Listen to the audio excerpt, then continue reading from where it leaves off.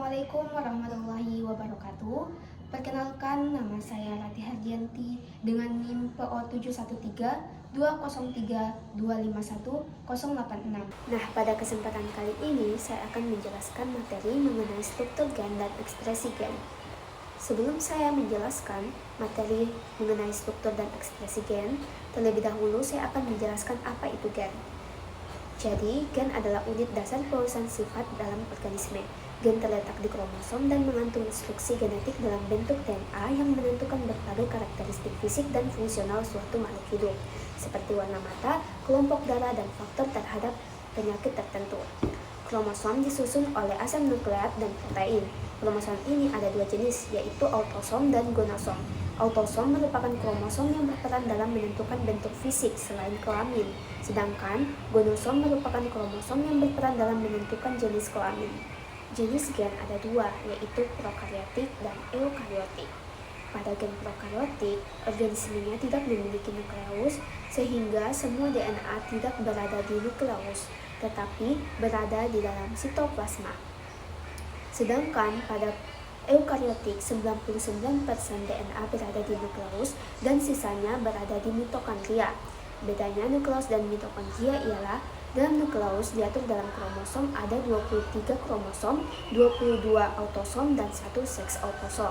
23 kromosom ini memiliki gen-gen yang mengkode 20-25 ribu gen, sedangkan dalam mitokondria hanya mengkode 37 gen yang berfungsi hanya untuk menghasilkan respirasi seluler.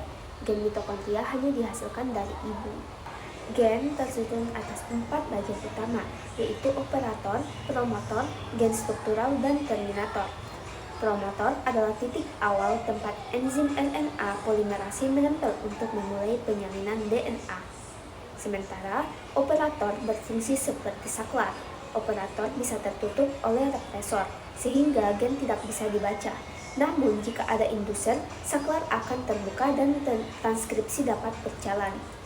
Kemudian gen struktural. Gen struktural yaitu urutan DNA yang menyimpan informasi genetik untuk membentuk protein. Inilah bagian yang akan disalin menjadi mRNA. Selanjutnya ada terminator. Terminator berfungsi memberi sinyal berhenti sehingga mRNA dilepaskan. Kemudian materi kedua adalah ekspresi gen. Ekspresi gen adalah proses di mana informasi yang dikodekan dalam gen diubah menjadi suatu produk fungsional seperti protein. Ada dua langkah utama yang terlibat dalam pembuatan protein, yaitu transkripsi dan translasi. Tahap pertama ekspresi gen disebut transkripsi.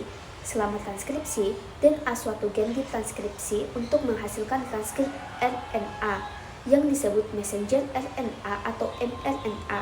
RNA secara kimiawi mirip dengan DNA, tetapi hanya memiliki satu untaian basa, bukan dua.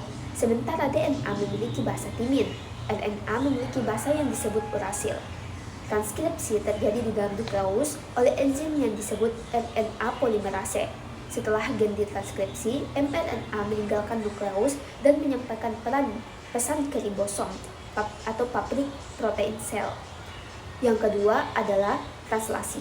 Selama translasi, mRNA diubah menjadi serangkaian asam amino atau pembangun dasar protein. Ketika mRNA mencapai ribosom, ia dibaca oleh molekul pembawa yang disebut RNA transfer atau tRNA. tRNA membaca mRNA dalam potongan 3 basa yang dikenal sebagai kodon yang mengkode satu asam amino.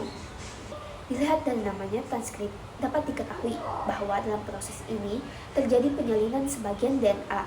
Kenapa harus disalin? Karena DNA terletak di nukleus, sedangkan proses pembentukan protein berlangsung di ribosom yang letaknya di sitoplasma. DNA tidak dapat bergerak sendiri menuju ke ribosom, sehingga dibutuhkan fasilitator yaitu RNA polimerase untuk datang ke DNA, membuat cetakannya dan menyuruhnya pergi ke ribosom. Kemudian ada translasi. Ketika mRNA terbentuk, maka mRNA atau RNA messenger atau RNA pembawa pesan bisa membawa kode hasil salinan DNA ke ribosom. mRNA berisi kumpulan dari kodon-kodon DNA. Setelah tiba di ribosom, maka proses translasi dapat dimulai. Translasi merupakan proses penerjemahan kode DNA sehingga menghasilkan rantai polipeptida penyusun protein.